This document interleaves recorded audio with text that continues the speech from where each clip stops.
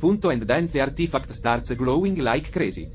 I thought I was gonna get a tan right there. Oh, splendid. Just what we needed, an artifact with a penchant for disco party.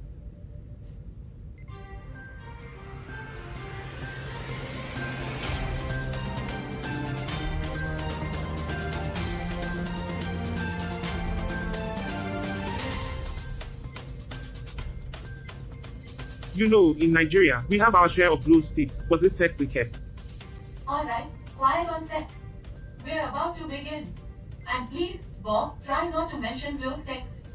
We're not here to promote alien dance parties. Good morning, dear viewers. As Debbie kindly informed us, we are back after the chaos of the runaway hamster and the pandemonium with the pets. Oh, it was such a thrill, Charlie. I never knew chasing animals around the office could be so fulfilling. Yes. Nothing like it to get the adrenaline pumping. Who needs war games when you can be an animal wrangler? I never understood the fascination with capturing domesticated creatures. Seems like a pointless endeavor. Agreed.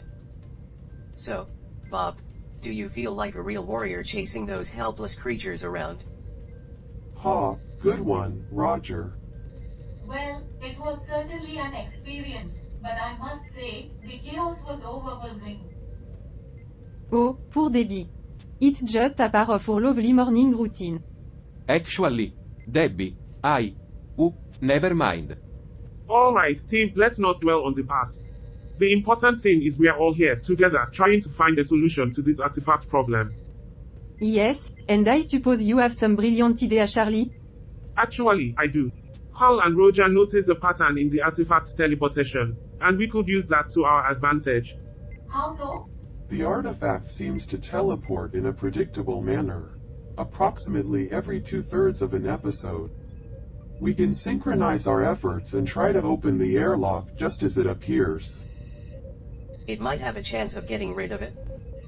Exactly. If we are successful, we can finally be free of its emotional influence. Well, Charlie, if this artifact is truly affecting us emotionally, it's about time we kicked it out like a bedroom maid who never pays rent. Well, what are we waiting for? Let's do it. You know what they say, Debbie, opening airlocks is the ultimate solution for emotional artifacts. It's practically written in the handbook for unconventional problem solving. Well, it's worth a shot, isn't it? I think it's worth trying. Fine, let's give it a go. But if it doesn't work, I'm blaming all of you. Deal. Let's rally the crew and get ready for our plan.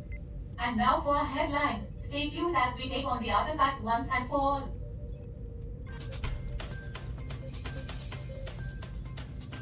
Good evening, ladies and gentlemen, and welcome to 24/7 Newsroom, the intergalactic daily news show that keeps you informed and entertained. I'm your host, Charlie, joined by my esteemed panel members, Bob and Alice. How are you two doing today? Oh, just dandy, Charlie. Ready to dive into some news and have a good laugh. Bonjour, Charlie. I am as cynical as ever, but excited to discuss today's event. Fantastic. Now, let's get right into it. Our first article comes from Ukraine. The Kyiv Post brings us the thought-provoking piece titled Revolutionary Ideals and the 4th of July. It explores the connection between Ukraine's Maidan Revolution and the values expressed in the United States Declaration of Independence. The Maidan Revolution. Quite a tumultuous time for Ukraine with the war still raging on. But let's not forget that the Declaration of Independence was a turning point in history too. Life, liberty, and the pursuit of happiness, powerful words. Oh, yes, Bob, because humans have done such a splendid job of securing those rights throughout history. Hey, I never said it was perfect. Alice. Just acknowledging the ideas. Let's keep it friendly, you two.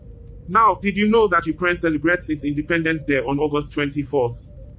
A little country trivia for you. Independence Day in August. They should have coordinated with the Americans. But Bob, not every country want to be like America. How so? I do. Yes, Bob. You have made that very clear. That's right, Alice. Variety is the spice of life. And speaking of spices, let's move on to our next segment. Crap. We're off the air, right? Yes, Debbie. You can take a breather now. Phew, thank goodness. I need a moment to myself. All this talk about revolutions and ideals is getting to me. Take all the time you need, Debbie.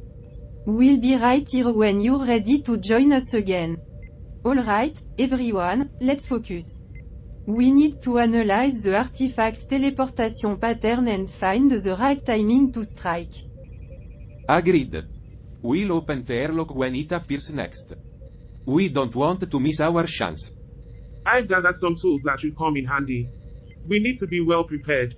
You're a tool, Charlie. Good one, Karl. I've been studying the artifact's behavior and calculating its movements. We can use that information to our advantage. Artifact appears at predictable intervals. Wait for next appearance. Execute plan. Great, we're all on the same page. Let's make sure our execution is flawless when the time comes. Remember, we're in this together. We'll get our ship back. And once we do, we'll be back to our usual bantering and hosting the best show in the universe.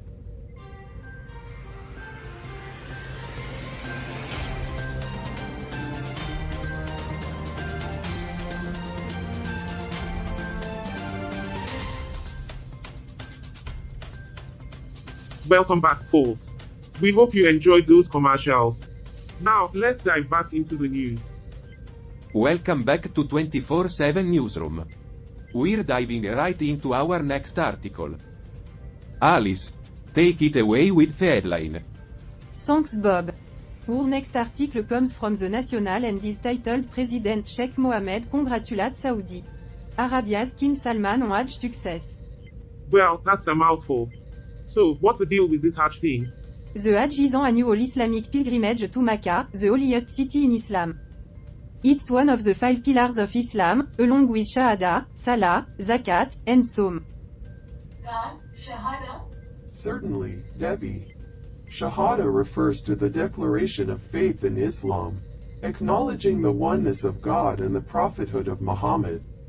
Salat is the obligatory prayer performed 5 times a day. Zakat is the act of giving alms or charity to the less fortunate. And Sawm refers to the fasting observed during the holy month of Ramadan.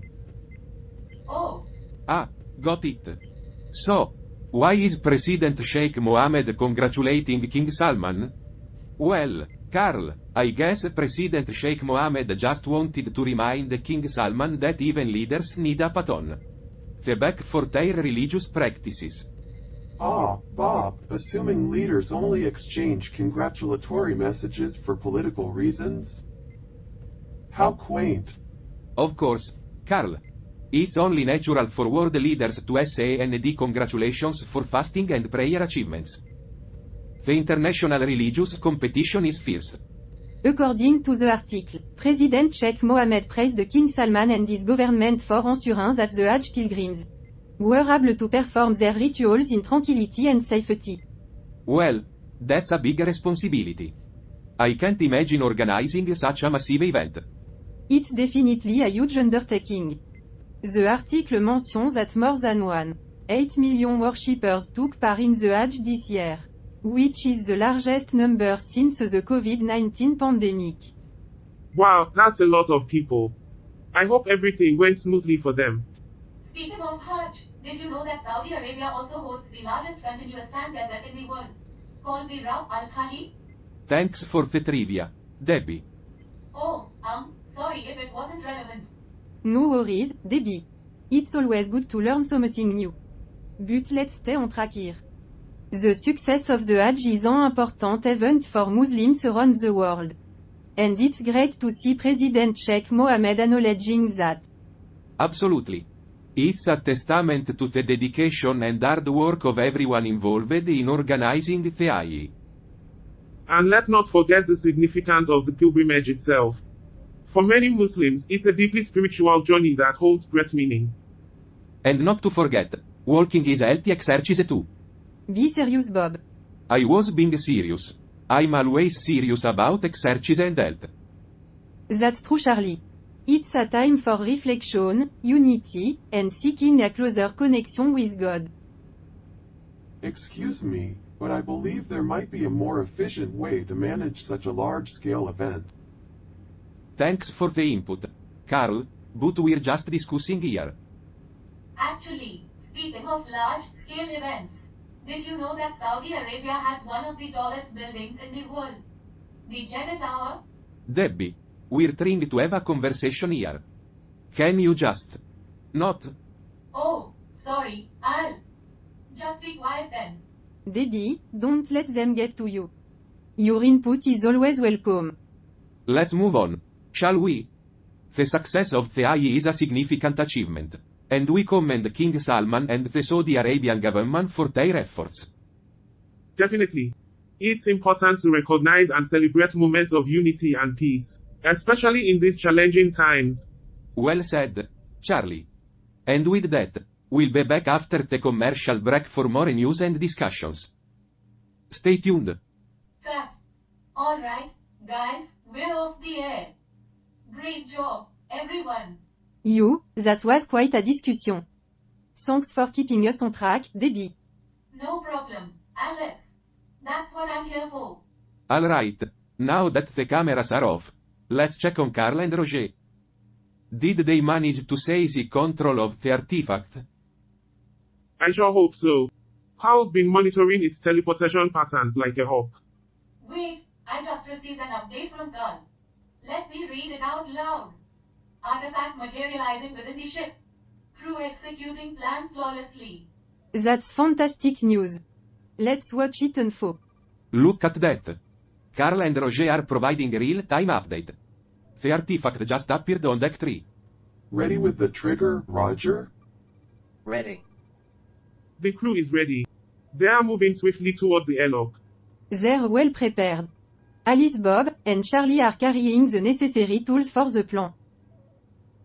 The crew is skillfully maneuvering to open the airlock. They want to create a suction force to draw the artifact out. They're doing it. The airlock is opening. It's creating a strong suction force.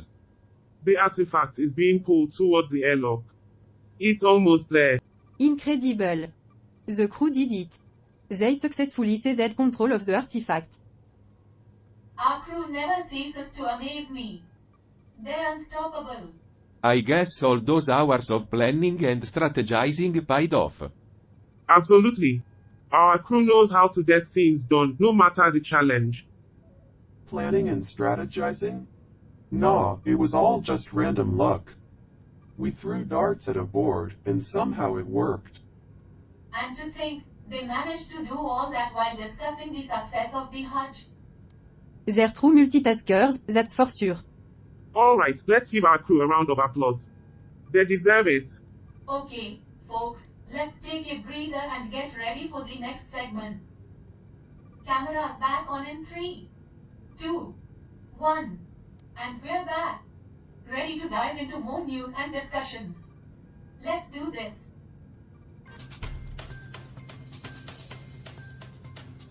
Welcome back to 24/7 Newsroom. In our last segment, we witnessed the crew's success in seizing control of the artifact. It was an impressive feat. Absolutely, Bob. The crew's determination and skill were on full display. But let's shift gears now and dive into our next news article. Our third article takes us to the United Kingdom. It's about a mysterious plot to burn down the All England Club. Intriguing, isn't it? Oh, I have some trivia related to this. Did you know that the All England Club is where the famous Wimbledon Tennis Championship takes place? Wow, Debbie, thanks for enlightening us. Your trivia skills never cease to amaze. Well, I was just trying to contribute. Alright, let's focus on the article. The identity of the woman behind the plot remains a mystery. It seems like quite a daring act. Yes, the article says that intruders were hacking up turf, throwing acid around the greens, and carving votes for women into the ground. Actually, Charlie, the article mentions that the vandalism happened at golf clubs. The suffragettes wanted to make a statement. Oh, of course, because when you want to promote gender equality, the logical step is to defaced manicured rings. It's the universal language of progress, right?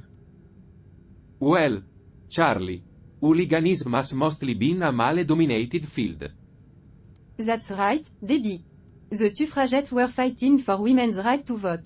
And their actions were often bold and attention-grabbing. Well, I guess you could say they were aiming for a different kind of all-in-one. Nice one, Bob. But seriously, it's interesting how these historical events intersect with sports. Absolutely. Sports can sometimes become a platform for social and political movements, bringing attention to important causes.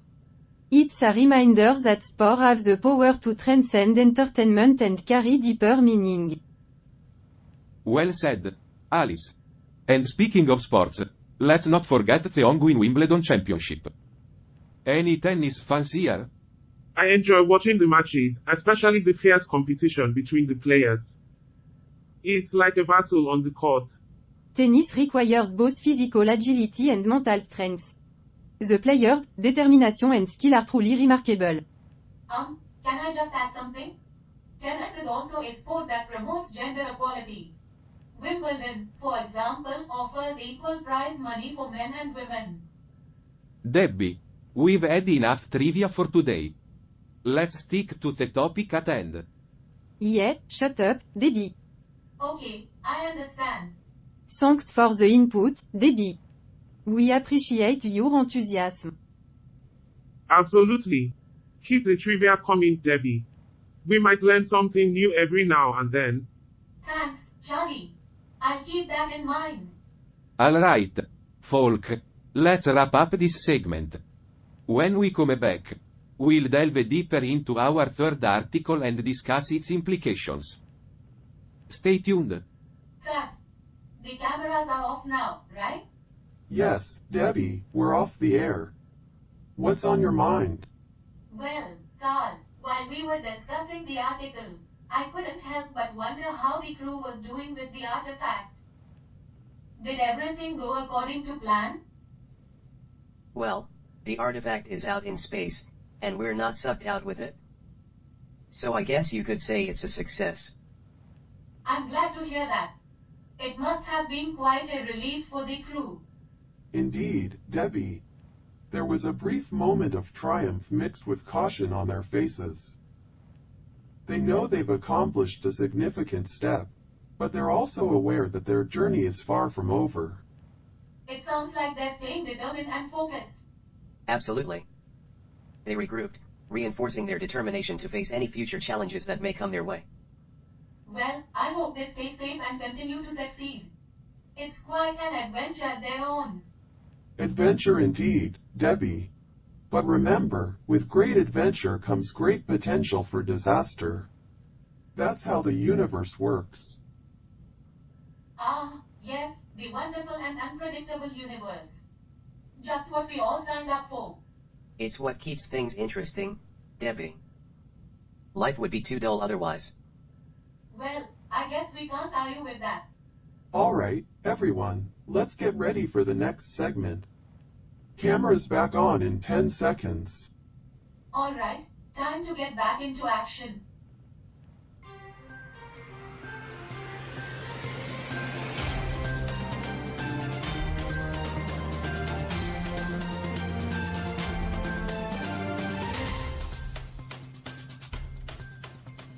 Welcome back to 24/7 Newsroom. We just had a successful removal of the artifact, and things have calmed down around here. But now, let's dive into a topic that's always interesting: money. Money, the root of all evil and the solution to all problems. What's our financial headline today, Debbie? Well, Charlie, according to USA Today, the US stock and bond markets will be closed on Tuesday, July 4 in observance of Independence Day. A little break for the traders out there. Independence Day. The day when Americans celebrate their freedom by closing the markets.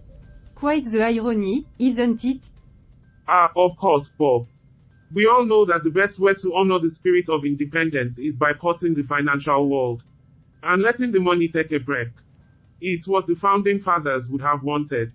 Well, Alice, maybe the traders just need a break from all the capitalist frenzy. Can't blame them for taking a day off. Yeah, Bob, I'm sure they'll be back on wet, ready to make those big bucks again. Hey, Karl, do you know the historical significance of the 4th of July? Of course, Debbie. The 4th of July represents the day in 1776 when the Continental Congress adopted the Declaration of Independence, marking the birth of American independence from British rule. It's a time when people celebrate freedom and reflect on the principles of democracy. Very informative, Karl. But I have a feeling you have something else to add. Ah, yes. It's also a day when we remember that the pursuit of life, liberty, and happiness didn't quite apply to everyone back then. But hey, progress takes time, right? Indeed, Karl. It's interesting how holidays can have such an impact on the financial world. It's like the markets have their own set of traditions. Ah, yes.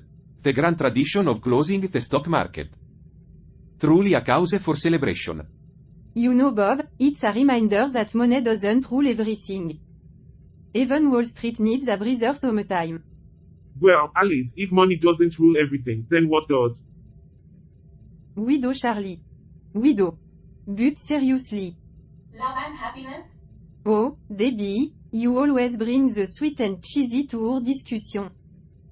Sweet and cheesy. Just like those romantic comedies you love, Alice. Don't knock romantic comedy. They have their moment. Alright, folks, let's get back to the markets. Closed or open, money keeps flowing, and so do the opportunities. It's a never-ending cycle. Speaking of cycles, did you know that the stock market opens at 9:30 a.m. and the bond market opens at 8 a.m.? Alright, Debbie, we get it. No need for a play-by-play of market opening times. Okay, Bob, I'll spare you the details this time. Well, that's all the time we have for this discussion. Money may not buy happiness, but it sure keeps us entertained. Stay tuned for more on 24/7 Newsroom. We'll be right back.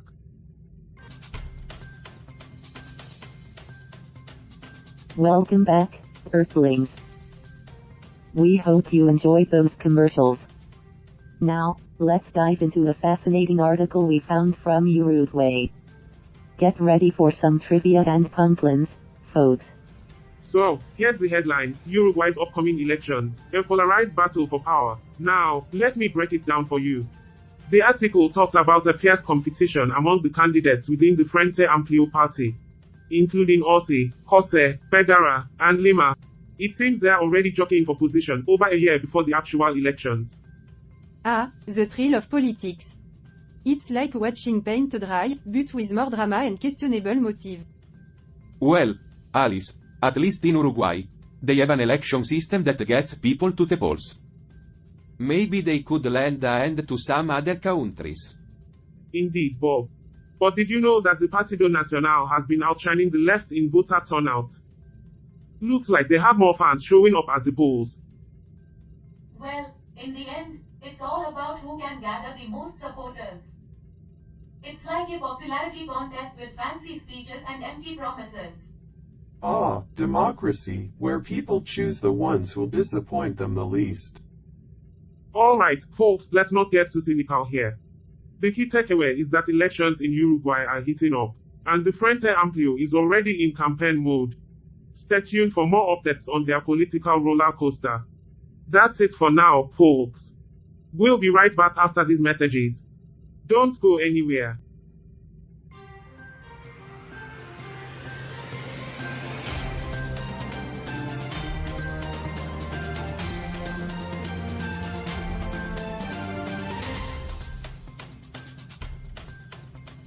Welcome back, folks. We've got a fascinating article to dive into today. Hold on to your seats because it's time for some Uzbekistan trivia. That's right, Uzbekistan. Ah, Uzbekistan. A country with a rich history and a complex past. You know, Alice, Uzbekistan has seen its fair share of conquerors throughout history. From the Persian Empire to Alexander the Great, it seems like everyone wanted a piece of this land. Alexander the Great? Ah, Alexander the Great, a truly remarkable figure in history. He was a Macedonian king who lived from 356 to 323 BC. Alexander's military conquests shaped the ancient world and left a lasting legacy. Interesting. What made him so great? Was it his military prowess? Absolutely, Roger. Alexander was a brilliant strategist and a charismatic leader. He inherited a strong military from his father, King Philip II of Macedon, and he expanded it further, forging one of the most formidable armies of his time. So, he was a conqueror? Yes, indeed. Alexander's thirst for conquest led him to create one of the largest empires in history. He embarked on a series of military campaigns, famously known as the Hellenistic conquests, which spread Greek culture and influence across vast territories. That sounds like quite an ambitious undertaking. Did he achieve his goals? In many ways, yes. Alexander's empire stretched from Greece to Egypt and as far east as India. He conquered Persia, Egypt, and the mighty city of Babylon, leaving a lasting impact on the regions he conquered. It's fascinating how one man could have such a profound effect on history. Did he face any challenges or opposition during his conquests?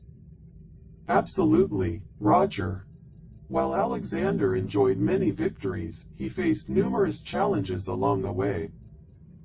His military campaigns were marked by fierce battles, logistical difficulties, and the need to manage diverse populations and cultures. And what happened to Alexander in the end? Unfortunately, Alexander's life was cut short at the age of 32. After years of continuous warfare and conquest, he fell ill and died in Babylon. His death sparked a power struggle among his generals, which eventually led to the fragmentation of his empire. So yes, as I was saying, it seems like everyone wanted a piece of this land. That's right, Bob. Uzbekistan has had quite a tumultuous journey. But here's a punchy observation. They say history repeats itself, and Uzbekistan knows this all too well. Absolutely, Charlie. Uzbekistan has faced numerous invasion and shift in power over the century. It's a testament to their resilience as a nation. And let's not forget the Silk Road, the ancient trade route that passed through Uzbekistan. It played a significant role in connecting East and West, fostering cultural exchange and economic growth. True, Bob. The Silk Road left a lasting impact on Uzbekistan, shaping its identity and contributing to its cultural diversity. It's fascinating how a country's history can shape its present. Uzbekistan has come a long way and continues to evolve. Indeed, Debbie. The country has made strides in recent years, focusing on economic development, infrastructure, and cultural preservation. Uzbekistan's efforts to attract tourism and promote its cultural heritage have also gained international recognition. It's a country with untapped potential. Attention, crew. Routine system checks are complete, and the ship's stability has been ensured. All systems are functioning within optimal parameters. Thanks, Chip. Now, before we wrap up this episode, let's take a moment to reflect on our own journey. We faced challenge, confronted our fears, and come out stronger. We've learned that unity and determination can overcome any obstacle. Absolutely, Alice. Our emotional journey has taught us the importance of perseverance and the power of working together as a team. And let's not forget the artifact. Its removal brought a renewed sense of peace and clarity to our ship. We're in a better place now. It's remarkable how our experiences have shaped us. We've grown individually and as a crew. The lessons we've learned will stay with us. Indeed, Karl. Our recent trials have shown us the strength of human spirit. We've proven that we can adapt and overcome. Well said, everyone. Our journey is far from over, but we've come a long way. Stay tuned for our final segment, where we'll wrap up this episode with a bang. Until then, keep exploring the universe and never stop seeking knowledge.